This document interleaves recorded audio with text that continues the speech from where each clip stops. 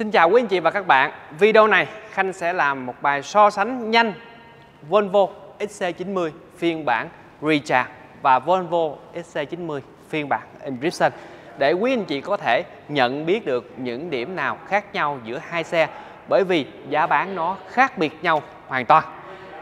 Đứng kế bên phải Khanh đây là phiên bản XC90 Recharge sử dụng động cơ hybrid. Với động cơ này, quý anh chị có thể đi chế độ thuần điện lên đến 50 km. Như vậy, trong quá trình sử dụng xe, quý anh chị có một cái đoạn đường hàng ngày di chuyển khoảng 50 km, chúng ta một tháng không tốn bất kỳ một giọt xăng nào. Khi đi quá 50 km, hết điện, xe tự động kích hoạt hệ thống động cơ xăng, quý anh chị có thể di chuyển tiếp tục. Như vậy, đây là một cái giải pháp cao hơn cái xe hybrid, nhưng nó sẽ giúp phù hợp hơn xe điện. Bởi vì xe điện quý anh chị lo lắng về cái việc sạc tại nhà và quãng đường đi. Như vậy khi hết điện chúng ta sạc bằng gì? Còn chiếc xe này hết điện sạc bằng xăng, đổ xăng và chạy tiếp bình thường. Và xe lúc nào cũng có xăng, đúng không ạ? Rồi. Đối với một cái động cơ hybrid nó chỉ giúp cho cái chiếc xe tăng tốc và không có được duy trì nhiều km giống như cái chiếc xe này. Đây là một cái thế hệ cao hơn động cơ hybrid rất là nhiều. Và quý anh chị có thể tự sạc tại nhà bằng đây. Chúng ta có thể mở ra và sạc tại nhà. Ở đây, cắm điện vào và sạc. Và cái cọng dây sạc điện được trang bị ở phần cốp sau. Bây giờ Khanh chia sẻ với nhà mình giá bán của phiên bản Inscription cũng giống như giá bán của phiên bản Recharge để quý anh chị có thể so sánh. Đối với phiên bản XC90 T8 Recharge, giá bán là 4 tỷ 490 triệu để lăn bánh tại thành phố Hồ Chí Minh. Tổng hết giấy tờ là 4 tỷ 961 triệu. Đối với phiên bản XC90 B6 Inscription, giá bán là 3 tỷ 950 triệu để lăn bánh tại thành phố Hồ Chí Minh là 4 tỷ 367 triệu. Còn nếu quý anh chị lăn bánh tại tỉnh thì sẽ rẻ hơn 19 triệu.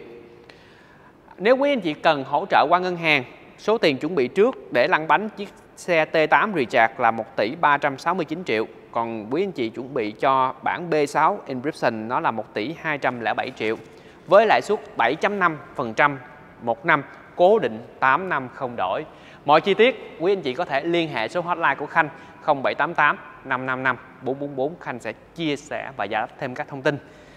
Về phần đầu xe, quý anh chị có thể nhận biết ngay được phiên bản T8 Recharge. Đây, nó sẽ không có cái đèn cản. Quý anh chị thấy không ạ? Nó không có đèn cản. Nhưng phiên bản Inscription ở đây sẽ có đèn cản.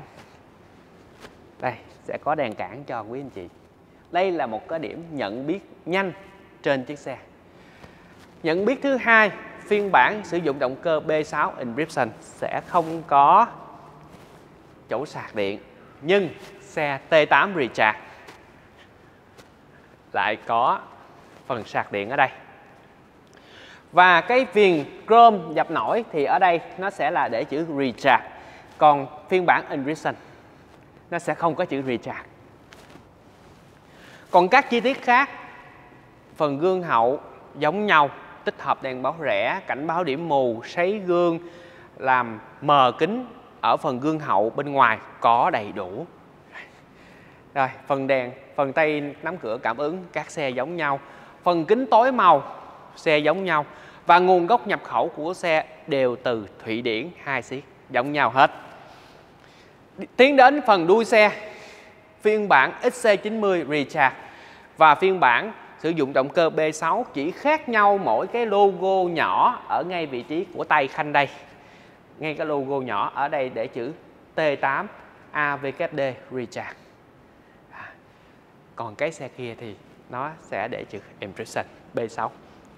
B6 nha. Còn các tính năng khác Khanh ví dụ như mở cốp thông minh bằng đá cốp, rồi ở phần dàn chân sau là phục hơi thì hai xe giống nhau hoàn toàn. Đây là đi nhanh về phần ngoại hình của hai xe để quý anh chị có thể nhận biết ngay được một chiếc xe chạy ngoài đường là phiên bản T8 hay là phiên bản B6. Tiến đến cái xe sử dụng động cơ B6 giống như Khanh chia sẻ, cái phần chrome này nó không có chữ gì hết. Đây. không có chữ gì hết. Rồi phần gương hậu của mình cũng tích hợp camera 360 độ, cảnh báo điểm mù trên gương, sấy mặt gương và làm tự động làm mờ kính khi có ánh sáng chiếu vào, giúp cho người lái không bị chói mắt. Vẫn là kính tối màu, vẫn nguồn gốc nhập khẩu Thụy Điển, và các xe hiện tại bên Khanh giao cho quý anh chị XC90 đều có năm sản xuất 2022. Chúng ta tiến đến phần sau. Quý anh chị có thể coi phần sau, nó giống nhau hoàn toàn. Riêng cái phiên bản B6 thì sẽ sử dụng cái logo B6 và chữ AVKD. Còn nhiều anh em comment chia sẻ là cái chữ này đổi được không? Dạ được, mình gắn vô mình để chữ Recharge. Ok, nói vui thôi. Cái xe trang bị thì nó giống nhau nha. Bây giờ Khanh sẽ mở nắp capo để quý anh chị có thể nhìn xem là cái hai chiếc xe này phần động cơ nó khác nhau gì nha. Khanh đang đứng ngay cái chiếc xe động cơ T8 Recharge. Quý anh chị có thể nhìn thấy được đây là khối động cơ 407 mã lực, bao gồm có 320 mã lực động cơ xăng và 87 mã lực động cơ điện. Quý anh chị có thể nhìn thấy, giúp dùm Khanh, phần động cơ điện ở vị trí này. Đây là động cơ điện, chỉ nhỏ nhỏ như vậy thôi mà 87 mã lực, kết hợp với động cơ xăng. Một cái điểm hay trên thiết kế của các động cơ Volvo đó là hệ thống treo.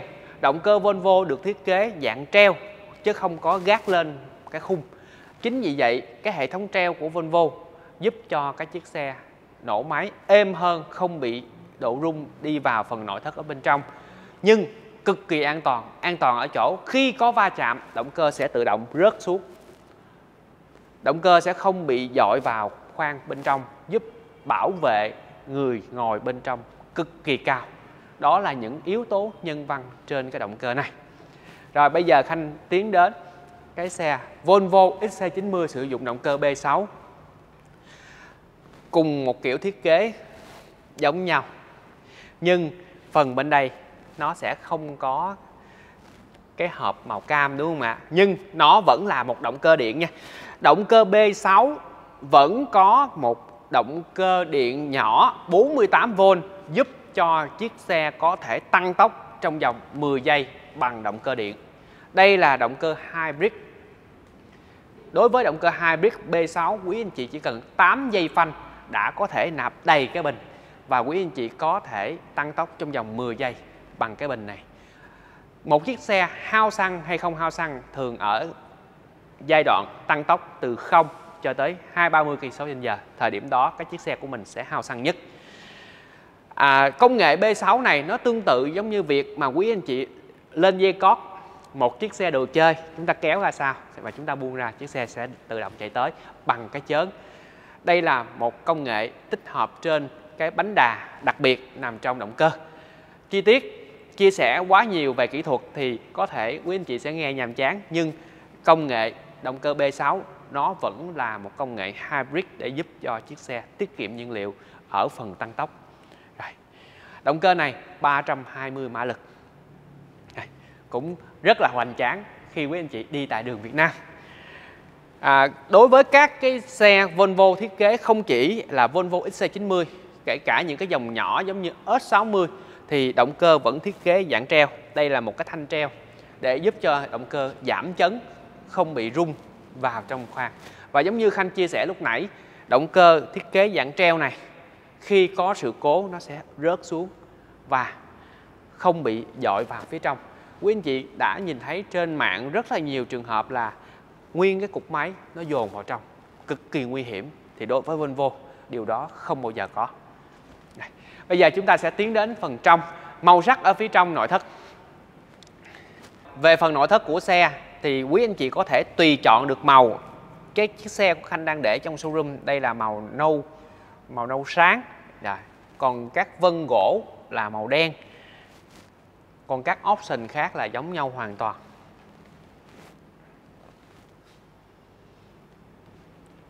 Hệ thống Power Beacon, rồi Head-up Display và những cái công nghệ về an toàn cả hai xe giống nhau. chủ yếu khác nhau về phần động cơ.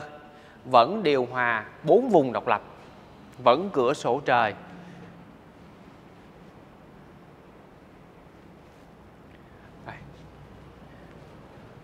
Đối với phiên bản Recharge thì cái phần nội thất màu nâu có tông màu cà phê, ngã về phần cà phê tối hơn một tí.